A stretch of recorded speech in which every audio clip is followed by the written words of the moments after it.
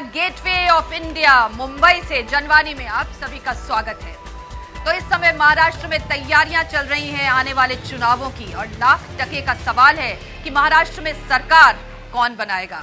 उसकी वजह यह है कि दोनों ही बड़े गठबंधन टूट चुके हैं, सब एक दूसरे को पहचानने से इनकार कर रहे हैं। अब देखना दिलचस्प होगा कि इस बहुकोणीय मुकाबले में किसकी नैया पार लगाते हैं महाराष्ट्र के लोग और मुंबईकर क्या कुछ चाहते हैं अपनी नई सरकार से, क्या कुछ उनके मुद्दे हैं, कौन सी ऐसी परेशानियां हैं जिनको वो सुलझाना चाहते हैं और सरकार से जवाब चाहते हैं।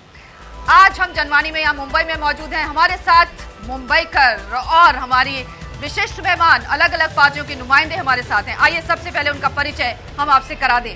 हमारे साथ कांग्रेस पार्टी से महादेव शेलार साहब, बहुत बहुत स्वागत है महादेव जी। हमारे साथ माधव भंडारी जी, भारतीय जनता पार्टी से आपका स्वागत है। अनंत करे जी, शिवसेना पार्टी से हमारे साथ, स्वागत आपका। हमारे साथ संदीप देशपांडे, एमएनएस से, बहुत बहुत स्वागत। और हमारे साथ P K Jain, vice president RPI party से, आपका स्वागत है। तो सबसे पहले शुरुआत महादेव शेलार साहब आपसे।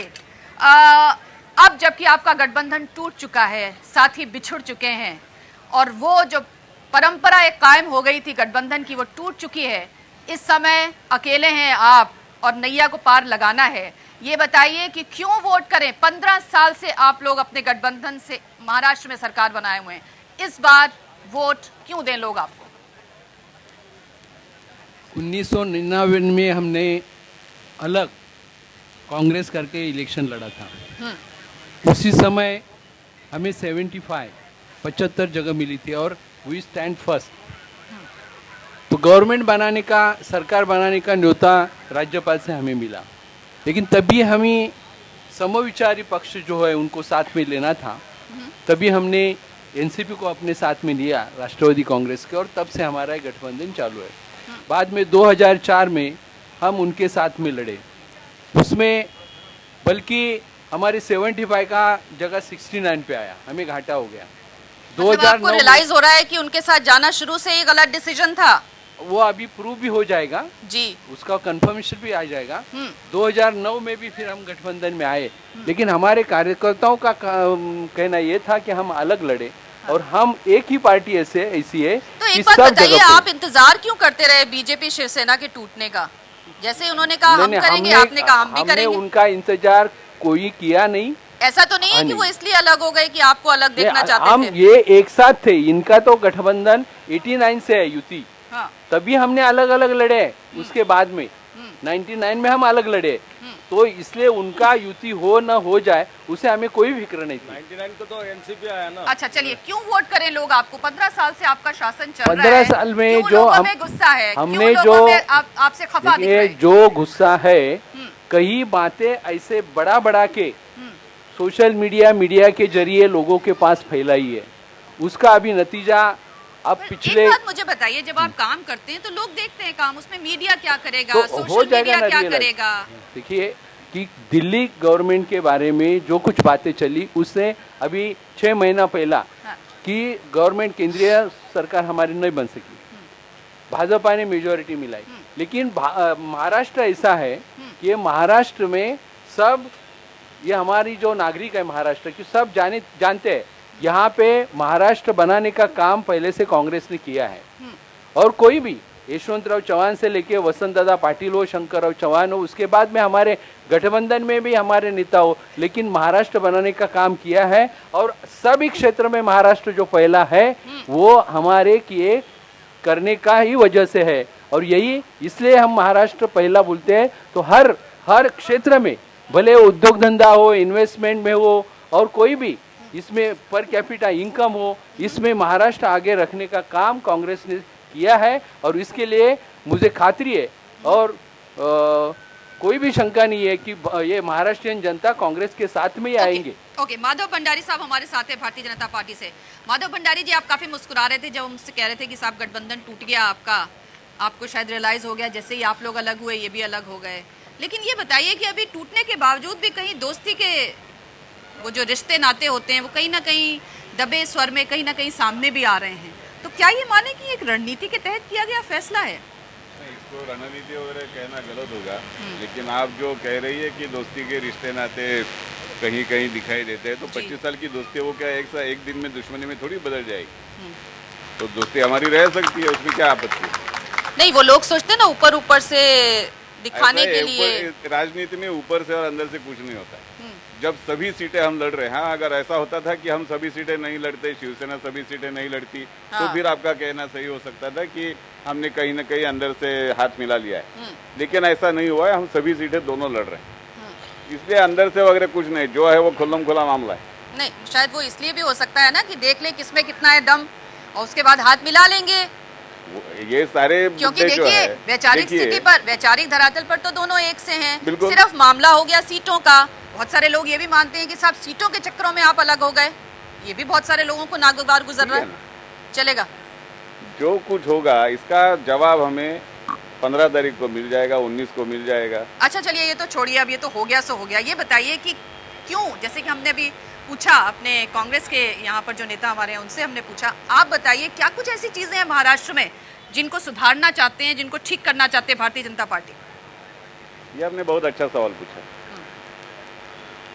आपने जब मुझे ये सवाल पूछा तो मैं मेरे आंखों के सामने लाने की कोशिश कर रहा हूँ कि जिसमें सुधार करने की आवश्यकता नहीं है, ऐसी कौन सी बात बची है, लेकिन मैं ढूंढ नहीं पाया, मेरे समझ में आया नहीं। एक दुर्भाग्यवश यह है कि ये जो कांग्रेस की बात है, जो कैंपेन भी चल रही है कि महाराष्ट्र नंबर 1, महाराष्ट्र एक नंबर पे है, ये सुनने में बहुत अच्छा लगता है। और ये बाकायदा मैं मानता हूँ कि 30 साल पहले, 25 साल पहले ये हालत थी कि महाराष्ट्र सभी क्षेत्रों में देश में अग्रसर था। इंडस्ट्री में अग्रसर था, एग्रीकल्चर में था, लॉ एंड ऑर्डर में था, एडमिनिस्ट्रेशन तो महाराष्ट्र का पूरे दुनिया में मशहूर था। ये था 30-35 साल पहले था। लेकिन पिछले 15 सालों में यह हालत पैदा हो गई है कि नंबर 1 हम है। मुझे कहते हुए दुख होता है। कौन से क्षेत्र में है? तो देश में किसानों की जो आत्महत्याएं हुई उसमें महाराष्ट्र नंबर 1 है। औसत उसकी आती है 3700 औसत। हर साल 3700 किसानों ने खुदकुशियां की। और ये फिगर मेरा नहीं है, ये फिगर मनमोहन सिंह सरकार का फिगर है, मेरा नहीं है। दूसरा फिगर मैं आपको बताऊं, महिलाओं से संबंधित जो गुनाह हो रहे हैं, क्राइम अगेंस्ट वुमेन, इसमें महाराष्ट्र नंबर 1 है। राज्य की आर्थिक हालत इतनी खस्ता है कि राज्य के सर पर जो कर्जे का बोझ है वो अगर हम पूरे पॉपुलेशन में बांटने की कोशिश करें तो हर व्यक्ति के सर पर 26,700 रुपयों का कर्जा आज के मुद्दे पर है, आज के दिन है। कौन से क्षेत्र में मैं किसी भी महाराष्ट्र के एग्रीकल्चर की हालत यह है कि हमारा ग्रोथ रेट माइनस हो गया एग्रीकल्चर में। इंडस्ट्रीज बंद होने का, यानी यही लोग चिल्लाते हैं कि यहाँ से इंडस्ट्री उठाकर लेके जाता है। यहाँ से उठाकर क्यों लेके जाएंगे? अगर इंडस्ट्री यहाँ अच्छी चल सकती है तो बाहर क्यों जाएगी? यहाँ चल नहीं पाते हैं, इसलिए यहाँ से इंडस्ट्री उठकर बाहर जाती है। इंडस्ट्री बाहर चली जाती है तो अनएम्प्लॉयमेंट क्रिएट होता है। ये सारा दुष्ट चक्र जो ये पिछले 15 सालों में पैदा हुआ है, सुधारना है तो ये सारी चीजें सुधारनी है। ओके, हमारे साथ अनंत तरे जी शिवसेना पार्टी से। अनंत जी, जिस तरह से सवाल आपसे पूछे ही जाएंगे, कोई उसको रोक नहीं सकता, और वो ये कि आखिर मामला क्या है? क्या ये मामला सिर्फ ऊपर का है या अंदर का भी है? और क्या अगर मान लीजिए वापस दोनों पार्टियां अगर त्रिशंकु की स्थिति बनती है तो क्या वापस आप लोग हाथ मिला लेंगे क्या? ये सवाल जनता के मन में बार बार उमड़ घुमड़ रहा है। एक तो सही है, ये हमारे सहयोगी 25 साल के दोस्त है, अभी भी दोस्त है। 25 साल है, दोस्त है ना। समझ नहीं पा रहे लोग आपके रिश्ते को साहब। 25 साल पहले की हमारी दोस्ती है। ये बड़ा भाई शिवसेना बड़ा भाई और भारतीय जनता पार्टी छोटा भाई, ऐसा मामला था। जब सेंट्रल में सत्ता आने के बाद में इन्होंने बड़े भाई को छोटा भाई समझना चालू किया। हाँ। और ये महाराष्ट्र की जनता को पसंद नहीं है जो हमारा अलायंस टूटा है। मतलब आप बड़े बड़े रहना चाहते हैं? बड़े एक दो सीट चाहते कोई दूसरा बड़ा हो जाए आपसे? बड़ा भाई थोड़ा ज्यादा चाहता है। ये महाराष्ट्र में 171 सीट्स शिवसेना की थी और 117 बीजेपी की थी। अभी ये 150 के ऊपर अभी हवा बदल गई है ना साहब, आप बदली हुई हवा को देख नहीं रहे हैं क्या? नहीं। तरे साहब ने कहा, उसको मैं थोड़ा ऐड करता हूँ कि थोड़ा बहुत ज्यादा चाहिए, सही है। हाँ। लेकिन छोटे भाई को कुछ देने के तो इच्छा चाहिए। हाँ। यहाँ हमें सीधा ये कहा गया कि 119 के आगे कुछ नहीं मिलेगा, यानी तुमको कुछ नहीं मिलेगा। ऐसा है कि लेकिन हमारे साथ पीछे पीछे घसीटे रहो। छोटा भाई बड़े भाई को घर अगर खाली ये कहा करो। होता कि 119 की जगह आपको भाई 135 दे रहे, चलो क्या बात नहीं है। भंडारी हो साहब, सकता छोटा है। भाई बोलने लगा बड़े भाई को तुम अभी घर खाली ही करो, तुम्हारा इधर यह- कुछ यह नहीं। तो कभी भी इस नहीं कहा था, महाराष्ट्र मैं उन सारी में बातों में बाला था, साहब का और योगदान हमने है। ये कभी भी नहीं कहा है। शिवसेना प्रमुख मानने बिल्कुल से नहीं कहा। शिवसेना प्रमुख मानने ये से बिल्कुल दरे साहब, मैं आपको कहता हूँ कि मैं इन सारी चर्चाओं में अच्छी ढंग से वाकिफ हूँ। हाँ। भाजपा ने ऐसा मुद्दा कभी भी नहीं कहा है। भाजपा ने ये कहा था कि आपका बड़ा भाई जो है, आप बड़प्पन आपका बरकरार रखिए, लेकिन हमें भी थोड़ा बहुत तो बढ़ा दीजिए। चलिए, ये तो तय हो गया कि भाई भाई। मुझे हाँ। कुछ बात, अभी एक आध दूसरे सीट पे है तो उस पे दोस्ती से लड़ सकते थे, कुछ नतीजा निकल सकते थे, और तोड़ने की बात करने का, अब एक मांगा एक दिया, दूसरा दो दूसरा दिया, ये सबसे टूटा, ये जनता का नुकसान है, ये अच्छा, पूरे राज्य अच्छा के। चलिए, ये तो हो गया। हाँ। आगे की राह बताइए। अभी ये तो है, जब 1995 में जब सत्ता आई थी तो हम लोग खुशी से अटल जी को पंतप्रधान बनाने में हमारा योगदान था। कुछ मांगे नहीं, बाबा साहब तो बोले हमको कुछ देना है दो, नहीं दे तो भी हम लोग आपके साथ में रहेंगे, आखिर तक साथ में रहे। आज भी वैसा था कि एक मंत्री पद दिया, उसमें खुशी थी। तो अभी भी ये साथ है। अभी हटे नहीं है। ये 15 तारीख को जनता जो अलायंस तोड़ने का जो अच्छा काम इन्होंने नहीं किया, ओके। उसका जवाब इनको जनता दे देंगी। इस राज्य में, महाराष्ट्र में शिवसेना का पूरा योगदान है। हम लोग आज भी साथ है, आज भी एनडीए का हिस्सा है, मंत्री बरकरार है। साहब, हमारी समझ से बाहर है आप लोगों का रिश्ता। चलिए आगे बढ़ते हैं। संदीप एक देशपांडे। सेकंड मैडम, एक सेकंड। ये देखो आप में बड़ा भाई छोटा भाई, थोड़ा गुज में घर में झगड़ा होता है। हाँ। बाद में कोई तो भी बड़ा आदमी बोलेगा, जैसा हमारे नरेंद्र मोदी जी बोलेंगे, अरे उद्धव भाई मैं केंद्र संभालता हूँ, देश संभालता हूँ, आप महाराष्ट्र संभालो, तो फिर से इकट्ठा आ जाएंगे। चलिए, क्या सवाल है? देखेंगे, सब लोग देखेंगे। संदीप देशपांडे जी, सर अभी एक का नाता भी चल जाएगा फिर से। किसका? अच्छा, आप अगर बोलना पब्लिक स्पीचेस में तो बहुत कुछ बोला जाता है इलेक्शंस के क्या दौरान। हो गया जानकर साहब? लोकसभा में 2 ही बचे, अभी कितने बचते मालूम नहीं है। चलिए, संदीप देशपांडे जी हमारे सब आ साथ जाएगा, हैं। देखिए। सर एक मिनट, बस आगे एक मिनट जरा खत्म कर लूं, मैं आपके पास आऊंगी। संदीप देशपांडे जी, इंटरेक्शन हम भी कर सकते हैं। संदीप देशपांडे जी एमएनएस पार्टी से हमारे साथ हैं। संदीप देशपांडे जी अभी बात कर रहे थे कि बीजेपी शिवसेना भाई भाई, एमएनएस और शिवसेना भाई भाई, तो ये भाई भाई का चक्कर क्या है? मतलब अभी लोगों को आपका भी नहीं समझ में आ रहा पूरा। नहीं, हमारा तो कुछ भी नहीं है। जब ये 4 पक्ष आपस में लड़ रहे थे हाँ। सीटों के बंटवारे के लिए, तभी महाराष्ट्र नवनिर्माण सेना महाराष्ट्र का एकमेव पक्ष था जिन्होंने महाराष्ट्र के विकास की ब्लूप्रिंट 25 तारीख को लोगों के महाराष्ट्र के सामने रखी, जिसमें वुमेन सिक्योरिटी के बारे में बताया गया, पुलिसों की हालत कैसी अच्छी हो उसके बारे में बताया गया, रोड्स इस महाराष्ट्र के कैसे अच्छे हो उसके बारे में बताया गया, पूरे महाराष्ट्र का विकास कैसा हो उसके बारे में बताया गया।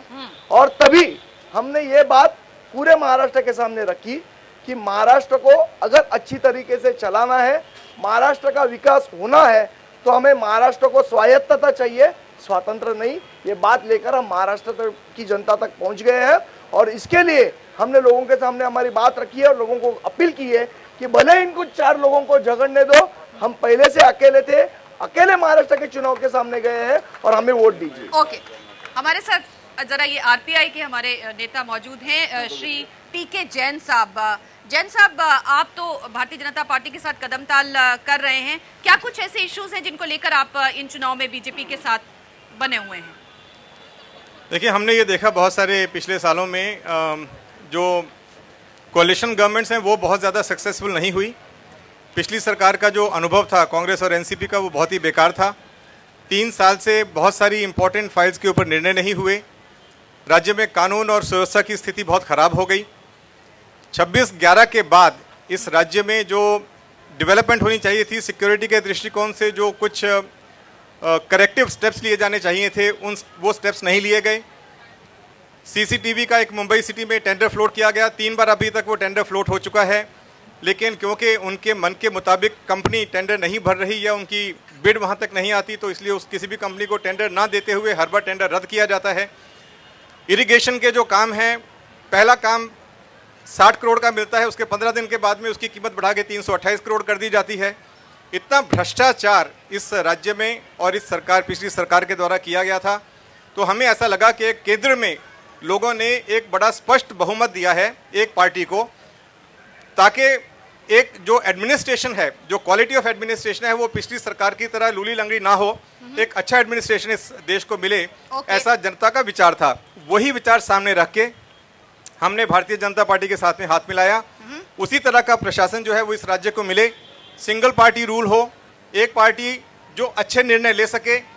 देखिए, हर आदमी गलती करता है, मैं ये नहीं कहता कि सभी निर्णय अच्छे होंगे या बुरे होंगे, ये भविष्य की बात है, लेकिन एक पार्टी जब निर्णय लेती है तो वो निर्णय के लिए जवाबदार रहती है। पिछले 3 साल में, मैं इससे पहले पुलिस डिपार्टमेंट में था, हमारे डिपार्टमेंट की फाइल्स पिछले साल भर से गृह विभाग से मुख्यमंत्री तक नहीं पहुंचती थी, उनके ऊपर निर्णय नहीं होता था।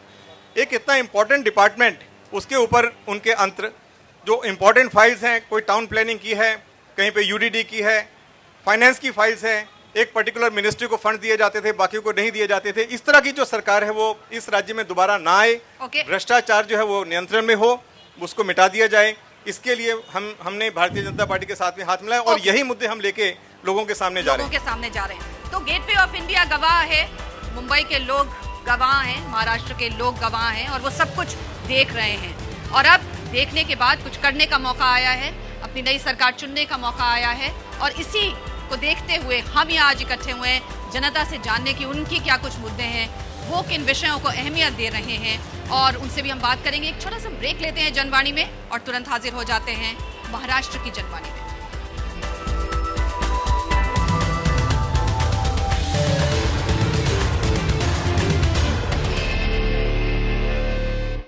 तस्वीरें जो बयां करती हैं हकीकत, हालात जिनसे जुड़े हैं आपके जज्बात, जुनून जो बदल सकता है देश की तस्वीर, खबरें जो आपके लिए जानना है जरूरी। खबर दिन भर हर शाम 5 बजे सिर्फ डीडी न्यूज पर। The top news emerging from Asia. Events and issues shaping the continent's development. Analyzing global turnarounds with Asian perspectives. And a glance at the stories beyond the headlines. Watch Inside Asia, Saturday 4 p.m. only on DD News. आइए मिलकर एक नई शुरुआत करें, गंदगी को दूर कर एक साफ और स्वच्छ भारत का निर्माण करें। शामिल हों डीडी न्यूज की खास मुहिम में, स्वच्छ भारत सुंदर भारत, संकल्प डीडी न्यूज का। फेसबुक, ट्विटर और यूट्यूब पर जुड़िए हमारे साथ।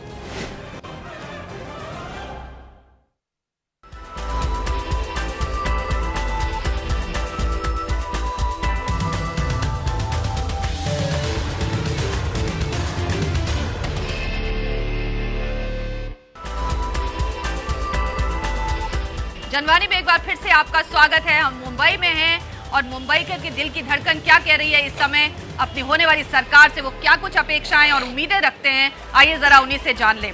हमारे साथ में यहाँ बहुत सारे लोग मौजूद हैं इधर गेटवे ऑफ इंडिया पे। जी जी, मैं बम्बई से चेतन कोठारी, आरटीआई एक्टिविस्ट हूँ।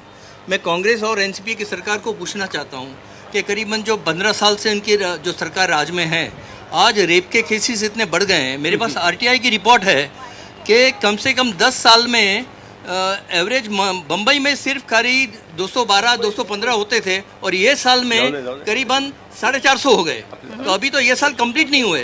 दूसरी बात, पुलिस की बात कर रहा हूँ कि बम्बई में ये मेरे पास आरटीआई की रिपोर्ट है कि जो 10 साल में करीबन मैं मुंबई की बात कर रहा हूँ कि 10 साल में बम्बई की पुलिस ने ऑन ड्यूटी करीबन 1650 पुलिस ने आत्महत्या की है, और 165 पुलिस ने सुसाइड किया हुआ है ऑन ड्यूटी, जो और डिफरेंट कॉज से मर गए हैं। कि इनके ऊपर वीआईपीओ का इतना दबाव है कि उनको 16-16 घंटा उनको काम करना पड़ता है, उनको छुट्टी नहीं मिलती है। ओके, जरा महादेव जी से पूछते हैं। महादेव जी बताइए, दो सवाल उन्होंने पूछे। एक तो ये और लॉ एंड ऑर्डर से जुड़ा हुआ है, महिलाओं की सुरक्षा से जुड़ा हुआ है, पुलिस वालों की बात उन्होंने की, जवाब दीजिए। ये महिलाओं के सुरक्षा के बारे में हमने बहुत अच्छे पैर उठाए हैं उसके बारे में बहुत अच्छे अच्छे कानून लगाते हैं। नहीं, अच्छे कानून तो है, पर वो कहाँ पे इम्प्लीमेंट हो रहे हैं? दूसरी बात ऐसी है, अभी ये बात कर रहे थे कि पुलिस लोग ने बहुत आत्महत्या की। हाँ। पुलिस लोगों का जो उनका रिक्रूटमेंट है वो अभी प्रोसेस चल रही है, तो उसके बाद में पुलिस को जो टेंशन आता है काम का, तो उसके वजह से यही मुंबई में महाराष्ट्र में होता है ऐसा उनका दावा है, वो गलत है, पूरा गलत है। तो कि ऐसा है कि आप बोलते थे ये पूरा रहने दो, आप मेरे पास लेके आइए। कोठारी जी, ये सब गृह मंत्री के कारभार से हो रहा है। गृह मंत्री आपके जैसे वैसे ही आपको, तो यही है कि ये कोई पार्टी के तरफ से आए होंगे लगता है, ऐसे मुझे लग रहा है कोई पार्टी की तरफ से आए हुए ऐसे लगते हैं, तो ऐसा नहीं चलेगा। ये जो बात है वो सब जगह आरटीआई का कायदा कांग्रेस ने लाया है, कांग्रेस ने लाया और वो जरिए हम आगे जाते हैं। मैं एक बात कहना चाहता हूँ कि हमारे साथी माधव भंडारी अभी बोले कि 3700 और इनका जो ऐड आता है विज्ञापन, उसमें वो किसान 50,000 यहाँ पे आत्महत्या हो गई। दूसरी बात ऐसी है, ये पानी के घोट भर पानी आप सिर्फ पुलिस के बारे में बोलिए ना, उन्होंने पुलिस के और रेप्स के बारे में बोला। उसके पीछे कहाँ जा रहे हैं, उसको बात को लेके जा रहे हैं, रहता है वो कैसा धोया, तो ये जवाब ये ऐसा दिखाने से अभी महाराष्ट्र की जनता जाएगी नहीं। और आरपीआई के बारे में मैं बोलूंगा कि आरपीआई का यदि उनके अपने जाति के बारे में यदि चाहिए, तो मुझे तो ऐसा लगता है कि सत्ता पाने के लिए तो उनके साथ में गए नहीं। तो महाराष्ट्र की अस्मिता, बाबा साहब अम्बेडकर विचार ये छोड़ के खाली पावर लाटने के लिए आपके गृह मंत्री अकार्यक्षम हैं, बाकी आपके कुछ नहीं है, खाली पावर। काम करते नहीं है। आरपीआई जनता नहीं है, आरपीआई जनता निधर्म सर्वधर्म साहब मानने वाली है, तो ये इनके साथ कभी भी जाने वाली नहीं है। ये कहीं और जा रहे हैं। महिलाओं की सुरक्षा के बारे में बताइए। एक टाइम था जब महाराष्ट्र में महिलाएं रात को, हम लोग दिल्ली में कहते थे कि मुंबई की औरतें रात को घूम सकती हैं, लोकल में जा सकती हैं, लेकिन आज वो स्थिति नहीं है लॉ एंड ऑर्डर की। ये एक सच्चाई है मुंबई। मैं शेलार जी को बता दूं, मैडम मैं शेलार जी को बता देता हूं कि उनके गृह मंत्री जो बार बंद करवाने की बात करते हैं, सीपी को फोन कर करके बार खोलने के लिए बोलते हैं, नहीं है जवाब। हाँ बोलिए। हम तो जनता के इंटरेस्ट है कि नॉन क्रिमिनल कैंडिडेट्स होना चाहिए, लेकिन हर एक पार्टी क्रिमिनल्स ही डालते हैं। और 2009 में 30% क्रिमिनल्स थे और इस टाइम 2014 आज ही तो रिलीज हुआ है रिपोर्ट, उसमें 34% क्रिमिनल्स है और 23% सीरियस क्राइम है। तो कभी ये लोग सुधरेंगे पता नहीं है। और मोदी जी ने 2 अक्टूबर को स्वच्छ भारत बताया है।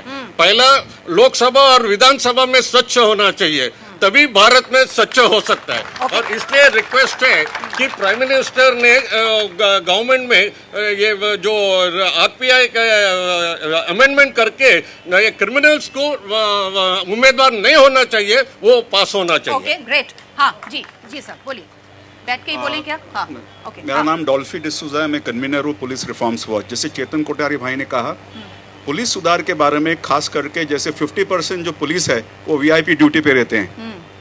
दूसरी बात है, जो highest crime against women Maharashtra में नंबर 1 है, भंडारी साहब ने बताया, वो हकीकत है।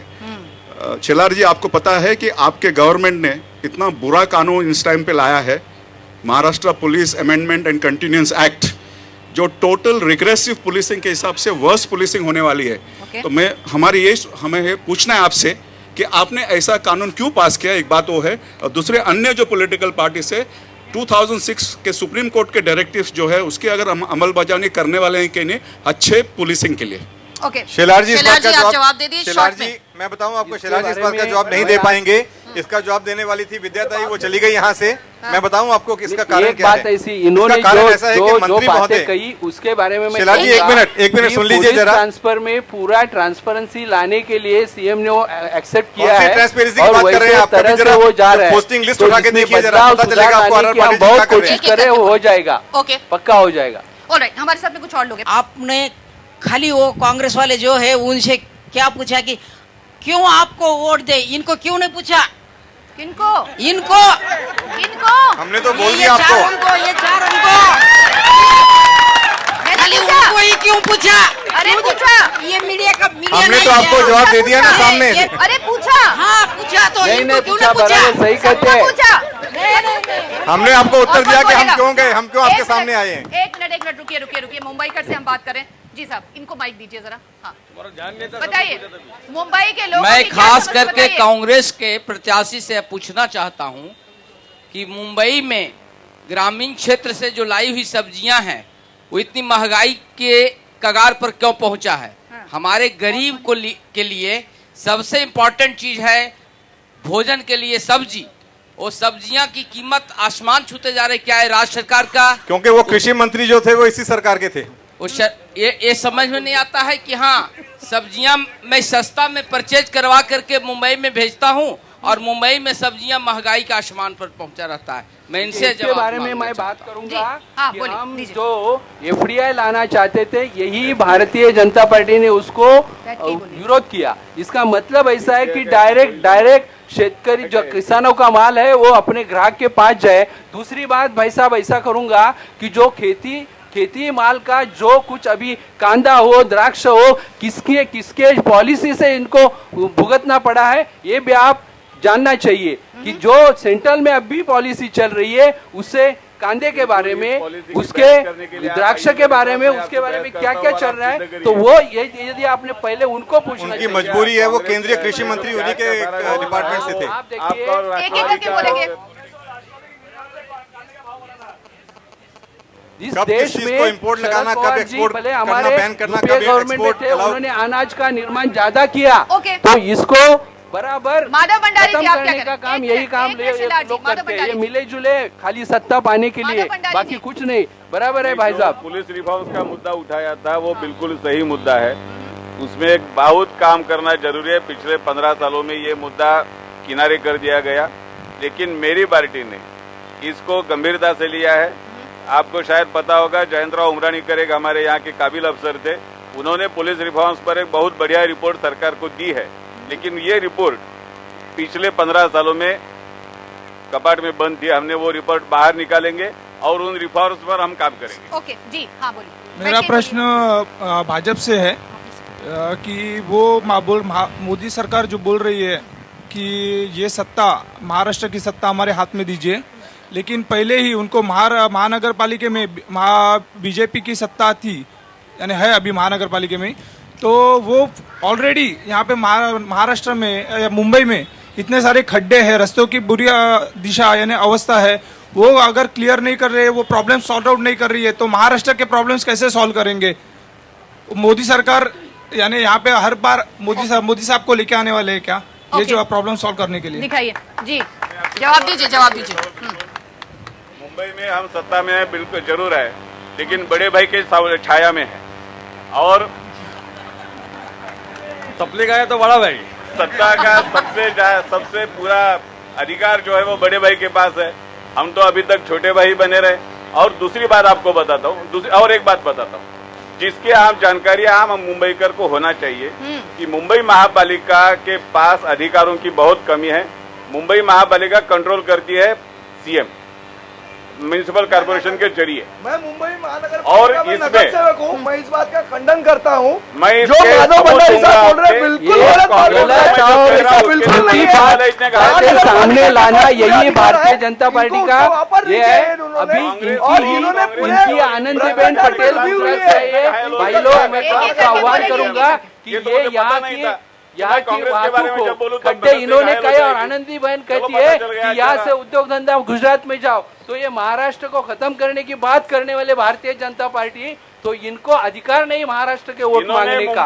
तो ये आनंदी पटेल यहाँ पे से आरबीआई का किसने लिया, JNPT का कौन लेके गया? दूसरी बात है पालघर का सिक्योरिटी का कौन? ये तो सब महाराष्ट्र को ये भारतीय जनता पार्टी केंद्र शासित बनाना मुंबई को चाहती है और यहाँ का महाराष्ट्र की असुविधा खराब करना चाहती है। ये महाराष्ट्र जनता आपको बराबर सिखाएगी 15 तारीख को। आपको 15 तारीख समय में महाराष्ट्र में जितने टोल प्लाजा है उतने पूरे देश में नहीं है जी। टोल प्लाजा रोड पे महाराष्ट्र में 20 किलोमीटर रोड भी बनता है, उसके ऊपर एक टोल लग जाता है। हम लोग जब हर तरह का टैक्स देते हैं, इनकम टैक्स देते हैं, महाराष्ट्र के अंदर प्रोफेशनल टैक्स है, गाड़ी लेने के टाइम में टैक्स देते हैं, तो फिर कितने टोल प्लाजा, कितने टोल आदमी भरेगा? मेरा ये प्रश्न बाकी सब पार्टियों से है। कांग्रेस ने 15 सालों में इतने सारे टोल बढ़ाए हैं, आप बाकी क्या सब करेंगे? पार्टियां उसके लिए क्या करने वाली माधव भंडारी जी आप बताइए क्या रणनीति ये होगी आपकी? अभी कांग्रेस राष्ट्रवादी मुक्त महाराष्ट्र जो कर रहे हैं उसके साथ टोल मुक्त महाराष्ट्र हम लोग करेंगे। शिवसेना की जब भी महाराष्ट्र नवनिर्माण सेना ने आंदोलन किया था टोल के बारे में, तो भाजपा के विरोधी पक्ष नेता थे एकनाथ खड़से साहब, उन्होंने एक सवाल नहीं उठाया विधानसभा में, और अभी ये बात कर रहे कि टोल मुक्त करेंगे। कहां से करेंगे? माधव जी आप बताइए क्या करेंगे? वहाँ पे मिली भगत है। ये टोल संस्कृति महाराष्ट्र में चालू की 95 में इन्हीं का युति का गवर्नमेंट था, तब से इन्होंने टोल के करार किए और वो आगे चल रहे हैं। तो और आप आगे बढ़ाए, इन्होंने आगे बढ़ाए। इन्होंने 15 साल में क्या किया बाद में? अगर ये टोल क्या बात 1995 में चालू हुआ, खाली बताते हैं, लेकिन ये टोल कम करने की बात हम भी कर रहे हैं। लेकिन इन्होंने ये गलत था पहला तो इन्होंने बंद करना चाहिए था। इन्होंने तो कितने टोल प्लाजा बनाए। पहले 200 किलोमीटर पे एक टोल होता था, अभी 20 किलोमीटर पे एक टोल है। उसमें गवर्नमेंट फंसे जाएंगे। अभी एक कलम्बली लगा है आपके काल में बहुत अभी नहीं बनाएंगे, स्कूल बनाए। मैडम गए ऊपर गए। आपसे एक प्रार्थना है जी, आप शेलार साहब का अकेले का प्रोग्राम करिए।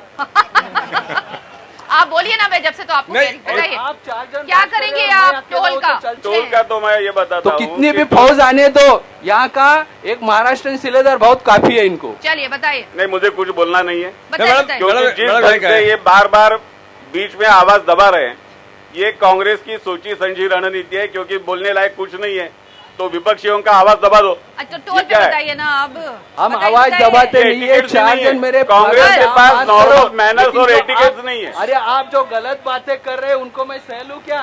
बस हो गया, गलत बातें कर रहे हैं आप। बस यहाँ पे अभी बड़ा भाई उनको कहते हैं, और यहाँ के महाराष्ट्र से विदर्भ अलग करना चाहते हैं। ये दूसरे किसी को बोलने दीजिए, शिलाजी दूसरे किसी को बोलने दीजिए, बस हो गया। और किसी को बोलने दीजिए। माधव भंडारी जी अब जवाब दीजिए शॉर्ट में फटाफट। बारे में 2 बातें बताइए कि टोल की मिलीभगत किसने की, कैसे की, ये तो पूरा महाराष्ट्र जानता है। और हमने टोल के बारे में ये कहा है कि अगर हम सत्ता में आते हैं तो बिल्कुल हम टोल मुक्त महाराष्ट्र करेंगे। चलो बस बढ़िया, ओके आप बोलिए सर। हाँ रुकिए। सर पिछले 15 साल से महाराष्ट्र में एनसीपी और कांग्रेस, पिछले 15 साल से एनसीपी और कांग्रेस महाराष्ट्र में राज कर रहा है, जो अपने आप को किसानों और मजदूरों की पार्टी बोलता है। अगर आप 15 साल में विदर्भ में पानी नहीं दे पाए तो और कितने साल चाहिए आपको पानी देने के लिए? सारा पानी लवासा जाता है। जबकि इनके लीडर शरद पवार, सुप्रिया सूले और इवन पृथ्वीराज चौहान, ये सब लोग अपने आप को किसान घोषित करते हैं जब नॉमिनेशन डालते हैं तो। मैडम पहला हो गया, अभी हमारे शेलार साहब जाएंगे। जी बोलिए। मैं नहीं जाऊंगा, मैं अकेला। वो विद्या जी चौहान गए, अभी शेलार साहब जाएंगे। मामा मेरा सवाल के बिना नहीं सवाल सुनिए साहब, सवाल। हाँ मेरा सवाल माधव जी से, चुनाव के पहले मोदी जी ने बताया था पहला 1 रैंक 1 पेंशन कर देंगे। अभी इधर बॉम्बे में आके बड़े बड़े वादे कर रहे, लेकिन पहले वादे जो किए थे उन्होंने वो अभी भूल गए। वो लोकसभा वाले तो कर दिया। हाँ लोकसभा वाले। अरे अभी विधानसभा का चुनाव है ना, लेकिन विधानसभा पहला ही पूरा नहीं किया तो अभी ये नए वादे बोल रहे, तो पहला पूरा नहीं हुआ तो अभी भी ऐसा ही चलेगा क्या? आप बोलिए सब, और कौन बोलेगा? हाँ इधर से बोलेंगे, एक मेरे को हाथ नजर आया था। उधर ही बढ़ते जाएंगे। हाँ, जी बोलिए, बैठ के बोलिए। हाँ। मेरा सवाल बीजेपी और आरपीआई से है। हाँ। लोकसभा चुनाव में आप लोगों ने कहा था बहुत हुई महंगाई की मार, अब की बार मोदी सरकार। महाराष्ट्र चुनाव में महंगाई के ऊपर आप चुप हैं, और नेशनल लेवल पे भी अगर मैं बात करूं तो कैंसर की दवाइयाँ, डायबिटीज़ की दवाइयाँ, अस्थमा की दवाइयाँ जो 6,000-8,000 की आती थी, अभी आप रेट जाके पूछे क्या हो गई है। तो क्या मोदी सरकार कब काम करना शुरू करेगी रियल में? अब ये झाड़ू लगा दिया, ये कर दिया, इससे कब उपरेगी ऊपर? कब रियल पॉलिसीज भी आएगी? कब महंगाई खत्म होगी? कब ये सब खत्म होगा? या कांग्रेस का क्रिटिसिज्म कब खत्म होगा? आप लोग चुनाव के माहौल से कब बाहर आएंगे? माधव भंडारी जी आपसे पूछा गया। सवाल आपसे मुझसे पूछा या आरपीआई से पूछा? दोनों से पूछा। पहले आप दीजिए, फिर मैं बोलता हूँ। उसके बाद जैन साहब। जी जैन साहब जवाब दे रहे हैं। नहीं पहले आप बोलिए, फिर मैं बोल देता हूँ। आप बड़े हैं ना, आप बड़े हैं, आप बोलिए। देखिए ऐसा है, ये तपलीग की बात है तो इधर उधर करते। हाँ जी मेरा ऐसा बोलना है इसके बारे में। हाँ। इनका प्रश्न बहुत ही अच्छा है और वाजिब है, लेकिन 100 दिन में अगर आप ये सोचेंगे पूरे देश की जो सारी समस्याएं हैं वो 100 दिन में निपटनी शुरू हो जाएंगी। 100 दिन में दवाइयाँ महंगी हो गई हैं। नहीं साहब, ऐसा है कि कुछ चीज़ों की शॉर्ट सप्लाई थी। आई एग्री विद यू, ऐसा नहीं, आप जो आप बोल रहे हैं वो सही है, लेकिन मेरा ऐसा बोलना है कि कई चीज़ों की जो एक लेगेसी हम लोग कैरी कर रहे हैं इतने दिन से, इतने सालों से, ये सब कई चीज़ों की शॉर्ट सप्लाई हो गई है। जो मेरी जानकारी उतनी है जितनी मैं पेपर में पढ़ता हूँ। मेरे खासदार है, आप पूरे भारत का सवाल उनसे पूछ रहे हो, एक ही खासदार दिए, लेकिन मैं एक नागरिक के नाते मैं आपको पार्टी के नाते जवाब नहीं दे सकता। लेखा जोखा उनसे मांगोगे तो कैसे चलेगा? वो कायम रखने के लिए उनके साथ में इनको अरपे जनता की कुछ फिक्र नहीं है। माधव भंडारी जी, आप जवाब देंगे अब। 2 बातें उसमें है। हाँ, त्याच्यासाठीच ते थांबले। महंगाई की बात चल रही है तो महंगाई वो रुके, आज के दिन बाकी कुछ नहीं है। जी जी, आज के दिन भी पेट्रोल डीजल के दाम कम हो गए और पिछले 3 महीनों में पेट्रोल डीजल के दाम लगातार नीचे आए, जिसका असर बाकी चीजों पर भी हो रहा है। क्रूड ऑयल कम हो गया रेट, आपने कम नहीं किया है, वो विश्व बाजार में कम हो गया रेट। भाई आप सब जानते हो तो मुझे क्यों पूछते हो? आप इसकी महंगाई के बारे में चुप क्यों है? Life saving drugs. मिस्टर, एक बात सुन लो, आपके सवाल का जवाब मैं जब दे रहा हूँ, मैंने आपका पूरा सवाल शांति से सुना। जब मैं आपके सवाल का जवाब दे रहा हूँ तो आप शांति से सुनने की भी तैयारी नहीं आपकी। जी। किस तरह पे पेट्रोल कम, अरे भाई साहब, कम करते हैं, सुन उसका तो लो, अपना कंट्रीब्यूशन मानते हैं। सुन लो। हाँ माधव जी बोलिए। वैश्विक स्तर पर जो दाम कम हो रहे हैं वो बात बता रहे ना। पिछली सरकार के दिनों में भी मैं आपको कैलेंडर निकाल के दूंगा कि जिस दिन वैश्विक स्तर पर पेट्रोल क्रूड ऑयल के दाम कम हुए उसी दिन हमारे यहाँ बढ़ गए। पेट्रोल का सवाल नहीं है, दवा के बारे में बोलिए। ये देखिए, चलिए, you have no control on that. चलिए ठीक है, चलो मैं आपसे बहस नहीं करना चाहता। ओके, चलिए, ओके। हाँ, यहाँ पे एक महिला स्वर आया। हाँ बोलिए, 1 मिनट। हाँ, मेरा सवाल मनसे से है। क्योंकि उनको सुनना नहीं है तो मैं क्यों बोलूं? हाँ, मनसे से है। हाँ। मनसे अभी स्वायत्तता के बारे में बात कर रहे थे, तो मैं जानना चाहती हूँ कि क्या अगर मनसे को स्वायत्तता मिल जाती है तो उनका उत्तर भारतीयों के प्रति जो नजरिया है उसमें क्या बदलाव आएगा? देखिए, मुझे एक बात बहुत क्लियर करनी है कि हम उत्तर भारतीय या गुजराती या कोई भी समाज के खिलाफ नहीं है, लेकिन मुंबई के बारे में अगर सोचा जाए या महाराष्ट्र के बारे में सोचा जाए तो यहाँ के जो भूमिपुत्र है उनको पहला प्रेफरेंस मिलना चाहिए। अगर कोई यहाँ पैदाइशी है तो वो भी भूमिपुत्र है, ये हम मानते हैं, और यहाँ के भूमिपुत्र को मिलना चाहिए, उसके अधिकार मिलने चाहिए। अगर उत्तर प्रदेश के राज्य या बिहार के राज्य उधर उनके स्टेट की डेवलपमेंट नहीं करते हैं तो उसका बोझा महाराष्ट्र और मुंबई क्यों सहे, ये हमारा पहला सवाल है। दूसरी बात यह है कि जो क्राइम रेट की बात मैडम चल रही थी, तो क्राइम रेट में यह हुआ है कि जितने मेरे ख्याल से हाँ मैडम, भूमिपुत्र देश के होते हैं ना, अलग-अलग राज्यों के नहीं, लेकिन महाराष्ट्र और मुंबई की जो धरोहर है, देखिए ऐसा मान्य है मेरी बात, लेकिन अगर उत्तर प्रदेश के स्टेट उनकी प्रगति नहीं करती तो उसका बोझा महाराष्ट्र क्यों सहन करे? ये आप मुझे बात बताइए। पर वो ये जानना चाहती हैं, मैडम ये कह रही हैं कि ऐसा तो नहीं है, फिर वो यहाँ आएंगे तो आप। हमले की बात अलग है, हमले की बात अलग है, हमले की बात अलग है, हमले की बात अलग है। हमले के टाइम महाराष्ट्र भी उधर बॉर्डर पे जाके खड़ा रहता है, उसकी बात नहीं है। यहाँ पे हम लोग सब करें और आके आप फल लेके जाए। क्राइम रेट जो बढ़ा है उत्तर प्रदेश और बिहार की वजह से बढ़ा है क्राइम रेट महाराष्ट्र का। इनके पास पेपर है, आप पूछ लीजिए उनको।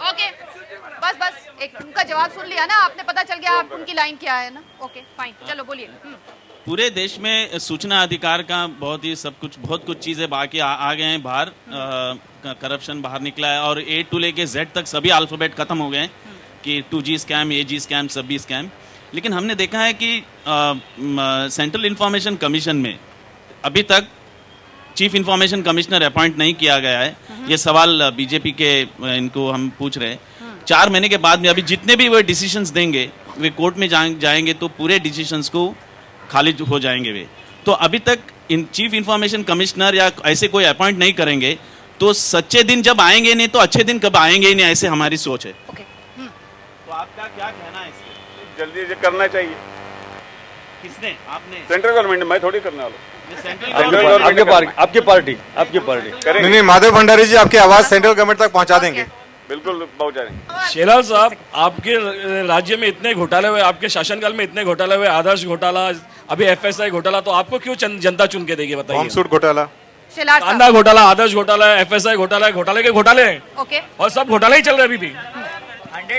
अभी भी 165 फाइल साइन कर दी। कुछ नहीं है भाई साहब, इलेक्शन डिक्लेयर होने के बाद दूध का दूध पानी पानी हो जाएगा और अदालत है, RTI है, सब आगे लाए हैं, तो ये जो दिखावा ये लोग कर रहे हैं जेल साफ करके रखा है, आ जाएगा। इलेक्शन डिक्लेयर होने के 1 दिन 2 दिन पहले और 2 दिन बाद भंडारी साहब से मेरा सवाल है 165 कि इलेक्शन के बाद अगर आपकी सीट कम आई तो आप किससे गठबंधन करेंगे? तुमच्याबरोबर आलेत का पंडा? क्या इस चुनाव में हमें आप पूरा बहुमत देने वाले हैं, इसलिए आप हमको किसी के साथ भी जाने की जरूरत नहीं पड़ी। ओके जी, बोलिए। सर जी, मैं आप सभी से सवाल करता हूं कि आप अभी जनता के लिए समय नहीं दे पा रहे हो, भागने की कोशिश कर रहे हो कि जनता के सवाल देने में भी आप बोलते मेरा ये टाइम है, मेरा ये टाइम है। आगे आप क्या करें, क्या अपेक्षा करना है? मुझे मेरी बात रखने दीजिए। आपकी गलतफहमी है, गलतफहमी से आप मत बोलिए। बीजेपी छोड़ के बाकी पार्टियों से मेरा एक क्वेश्चन है कि आपको नहीं लगता अपने बॉर्डर इशू इस राजनीतिक चुनाव में लाके अपने जवानों का अपमान किया है, जबकि हमारे जवान वहाँ पे एकदम बल्कि तरह से उत्तर दे रहे थे? क्योंकि मैंने न्यूज़ पढ़ा था पाकिस्तान के न्यूज़ चैनल पे, उनके भी ज़्यादा लोग मरे थे, तो जवाब दिया जा रहा है, तो आप लोग क्यों फिर ऐसे कर रहे हैं कि सिर्फ मोदी जी को टारगेट करने के लिए आप लोग क्यों फिर ये सब मामले बाहर ला रहे हैं? मुझे ये समझता नहीं है। हमने टारगेट नहीं किया, RPI ने बिल्कुल टारगेट नहीं किया। नहीं, मैं मुझे बाकी पार्टियों से ये क्वेश्चन है, बीजेपी और RPI छोड़, यही सवाल का मैं जवाब दूंगा। जब 4 सर कटा के पाकिस्तान सैनिक भारत के लोग गए थे, तभी ये भारतीय जनता पार्टी हमेशा बोलती थी कुछ ठोस कार्यवाही करना चाहिए, कोर्ट करना चाहिए।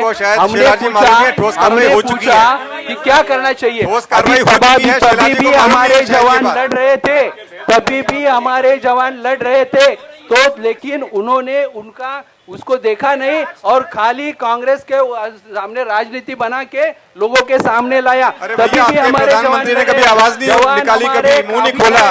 कैपेबल है, उसके बारे में बोलिए। इनको शायद मालूम नहीं है शिलाजी को, इनके प्रधानमंत्री ने कभी मुंह नहीं खोला, वहाँ जाके अपोजिशन करने की तो बहुत दूर की बात है। अभी आपका एक साहब मेरा सवाल आप लोगों से है, 15 साल में जब भी आप लोग शरद पवार जी ने बोला कि प्याज महंगे होने वाले हैं, उसी समय पूरे देश में अचानक प्याज महंगा हो जाता है। शेलार साहब क्या किया? 2 पुलिस भिवंडी में मारे, पुलिस के बारे में आप क्या किया? किसको सस्पेंड किया? सर मेरा सवाल आपसे ये कि 15 साल में जब शरद पवार ने बोला कि प्याज महंगे होंगे, उसी समय पूरे देश में एक साथ अचानक प्याज महंगा हो जाता है, तो क्या इसके पीछे कोई मिली जुला कुछ वो होता है क्या? बिल्कुल, इसमें कोई वक्त होती है क्या? मिली जुली नहीं है, पूरे देश में प्याज अचानक महंगी हो जाती है। आपका प्याज हो गया, शक्कर हो गई, जो आप नाम लीजिएगा उस चीज का, वो चीज महंगी हो गई जब उन्होंने बोला, तो क्योंकि कृषि मंत्री थे देश के।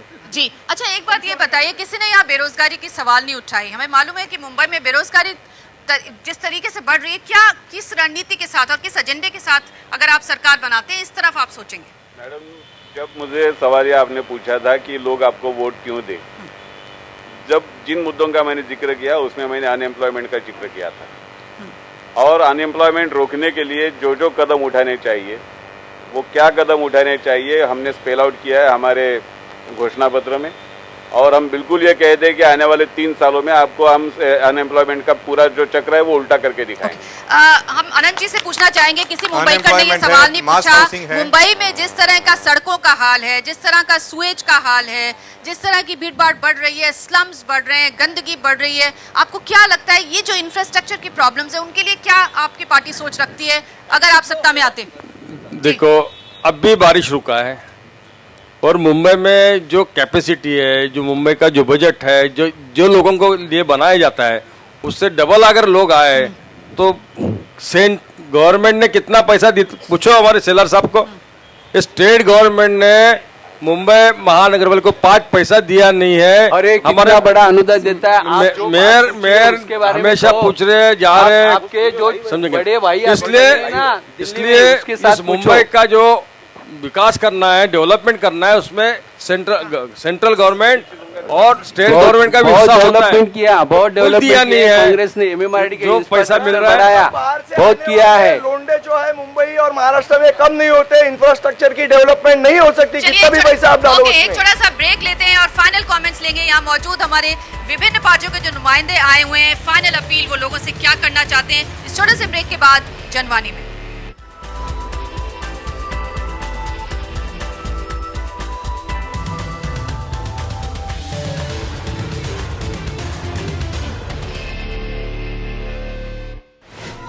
महाराष्ट्र और हरियाणा की 378 विधानसभा सीटें। विधानसभा चुनाव 2014, सबसे विश्वसनीय और लगातार कवरेज, जनादेश, सिर्फ डीडी न्यूज पर। दूरदर्शन से मेरी बहुत यादें जुड़ी हुई हैं। दूरदर्शन पे मैं पली बड़ी हूँ और बहुत कुछ ना सिर्फ देखने को मिला है बल्कि सीखने को भी मिला है। DD news, India's most trusted news channel. सुबह का सही आगाज ताजा खबरों के साथ, सुर्खियों के आईने से देश विदेश की सही तस्वीर और दिन के हर पहलू पर नजर। नया सवेरा रोज सुबह 7 बजे सिर्फ डीडी न्यूज पर। तस्वीरें जो बयां करती हैं हकीकत, हालात जिनसे जुड़े हैं आपके जज्बात, जुनून जो बदल सकता है देश की तस्वीर, खबरें जो आपके लिए जानना है जरूरी। खबर दिन भर हर शाम 5 बजे सिर्फ डीडी न्यूज पर। The big issues that impact our nation's security, the changing global scenario that shapes the world around us. After India's leading primetime news show News Night, DD News now presents a big debate on India's defense policies, security issues and strategic affairs. Anchored by Saeed Naqvi, C. Raja Mohan, Rakesh Sood and C. Uday Bhaskar. Watch Wide Angle Monday and Friday 10 p.m. only on DD News.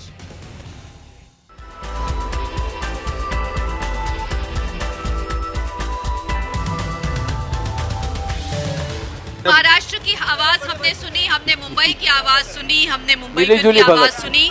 Final comments यहाँ मौजूद हमारे विशिष्ट मेहमानों से, अलग अलग पार्टियों के नुमाइंदों से कि आखिर वो क्या अपील करना चाहते हैं। सबसे पहले मारेश एलार जी, आप आखिरी अपील अब जनता से चुनावों से पहले क्या करना चाहते हैं? ऐसी कौन सी उनको सूरज दिखाना चाहते हैं, ऐसा दिया दिखाना चाहते हैं कि वो हमारी इंडियन नेशनल कांग्रेस, ये कांग्रेस कश्मीर से लेके कन्याकुमारी तक हो या गुजरात से लेके बंगाल तक हो, हर खेड़े गांव में, देहात में हमारा कार्यकर्ता है। ये हमारी पार्टी ऐसी है जिन्होंने स्वतंत्रता दिलाई।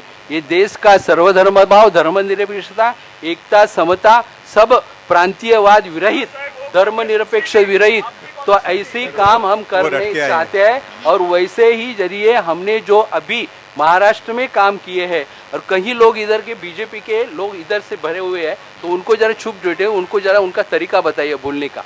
तो महाराष्ट्र में जो प्रेजेंट मुख्यमंत्री है, उन्होंने पूरा ट्रांसपेरेंट पॉलिसी लाया है। कोई भी बिल्डर का काम नहीं किया, जनता की पॉलिसी का काम किया। और हमें खातरी है कि महाराष्ट्र की जनता इस पर हमें वोट देंगी और हम फिर से सत्ता पे आएंगे। माधव भंडारी जी, बस क्या अपील करेंगे? मैं सिर्फ 2 वाक्यों में आप सबको प्रार्थना करूंगा कि बदलाव के लिए और स्थिर सरकार के लिए मोदी साहब के नेतृत्व में जैसा देश आगे बढ़ रहा है, वैसा ही महाराष्ट्र आगे बढ़े।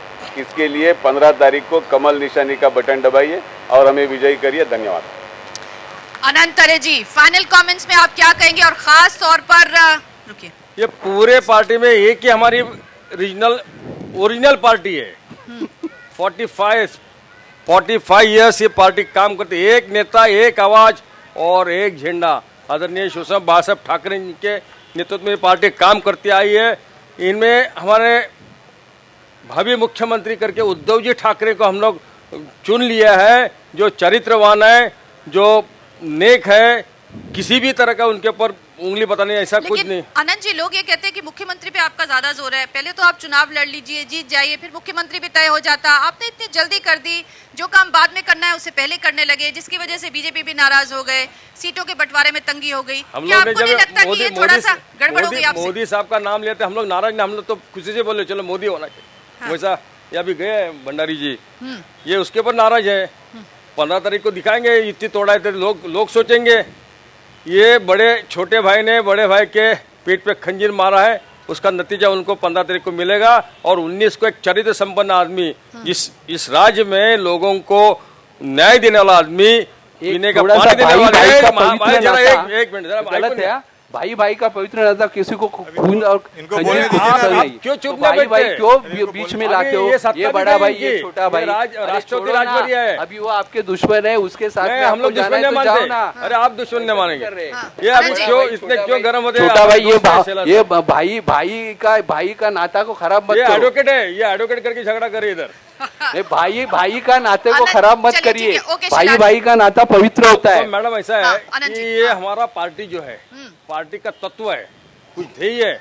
80% सामाजिक कार्य और 20% राजकारण। हम लोगों का काम करते हैं। जब लोगों को खून लगता है तो ये हमारे शेला साहब को फोन नहीं करते, हमारे शाखा में फोन करते हैं। कोई बीमार पड़ा, इसलिए ये पार्टी ये सत्ता में आने वाले, इसलिए हम लोग पहले से हमारा मुख्यमंत्री का जो उम्मीदवार है उनको चुने। अनंत जी, जैसे कि हर लोग ये जानना चाहते हैं कि मान लीजिए कुछ कम बढ़ती हो गई तो किसके पास जाएंगे आप? उसका कुछ थोड़ा सा संकेत भी दीजिए। इधर उधर है ना ये क्या? मतलब कहीं भी जा सकते हैं, कहीं भी जा सकते हैं। ये अभी भाग गए, हमारे पास बैठे थे, जैन साहब बैठे थे, 2 दिन पहले भाग गए। नहीं तो आपने भगा दिया ना, छोटे लोगों को तो आपने जगह ही नहीं दी। मैं तो कुछ समझा ही नहीं आपने। मैंने तो अलग सुना कि इन्होंने वो जो दोस्ती का हाथ आगे आया था वो फेंक दिया। हाँ, क्यों आनंद जी? आपने तो छोटे लोगों की तो सुनी नहीं। आप क्या क्या खा बातें मालूम नहीं मुझे। ऐसा उन्होंने कांग्रेस का हाथ फेंक दिया, कांग्रेस का हाथ फेंक दिया। कांग्रेस का हाथ हम लोग नहीं ले लेंगे। अरे राज ठाकरे का भी नहीं ले लेंगे। ये पुराने दोस्त है, 25 साल के। मैं आपको बताऊं कि मैं जब मेयर बना था 1993 में, तभी अलायंस का जब हुआ था तब से। तो ये अभी थोड़ा झगड़ा होता है, थोड़ा अलग हो गया। तो मतलब ये कि बाहें आपने दोनों तरफ फैला दी। हाँ। तो ठीक है। और ये नजदीक आने का सोच रहे, फोन किया उद्धव जी ने, फोन किया, बताया कल भी मेरा लाइव इंटरव्यू था, भी बताया इनकी तैयारी हो गई है। अच्छा। इनका जनाधार थोड़ा कम हो गया करके अभी आ रही है अभी। तो मतलब आप बाहें फैला के उनका स्वागत करेंगे अगर आएंगे ना? वो हमारे शिवसेना के जो पक्ष प्रमुख है उद्धव जी ठाकरे, उनके जो ध्येय तत्व है वो अगर मानेंगे तो किसी भी साथ मिलेंगे। संदीप देशपांडे जी, फाइनल आपको मैं बताना चाहता हूँ कि अगर कोई भी गठबंधन करना है उनको, तो उसके लिए मेजोरिटी के नजदीक उनको जाना पड़ेगा, तभी गठबंधन हो जाएगा। उसके बाद में इसकी बातें हो सकती है। मतलब आप कौन नजदीक आया, कौन दूर है, किसने डाली दी, किसने नहीं दी, ये पूरे महाराष्ट्र की जनता जानती है। इसको तो अपॉर्चुनिज्म कहते हैं, अवसरवाद कहते हैं। वो जीतेंगे तो हम उनके पास चले जाएंगे। देखिए, मेरे बात आपको समझ में, अगर हिंदी आती है तो मेरी बात आप पूरी तरह से समझ रही हो। मैंने ये कहा कि चुनाव के बाद जब सीटों के नतीजे निकलेंगे तब इसके बारे में सोचा जा सकता है, और उसका फैसला हमारे दोनों पक्ष के नेता करेंगे, ना कि अनंत अरे साहब, ना कि संदीप देशपांडे इसका फैसला कर सकते हैं। अच्छा। नंबर एक ऐसा है, नंबर 1 राज साहब ने कहा है।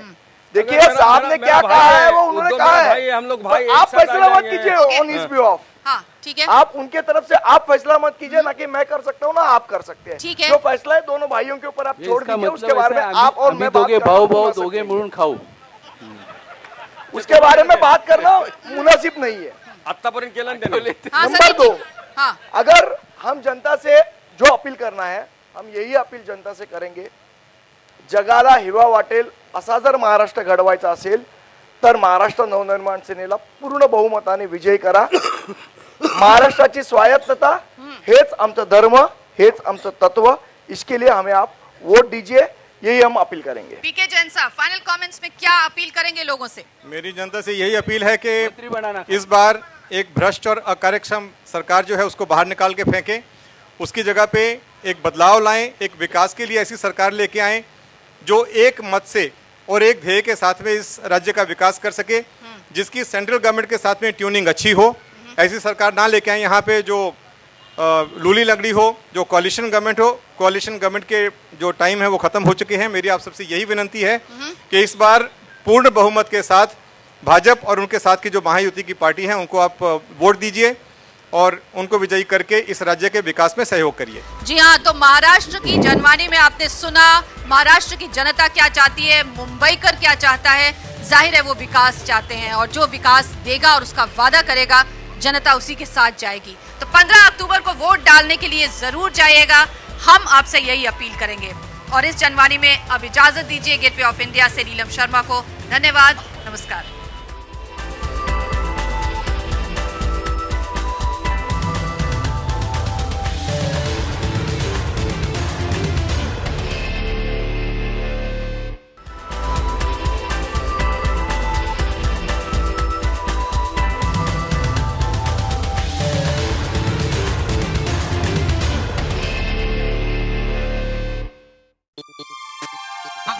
है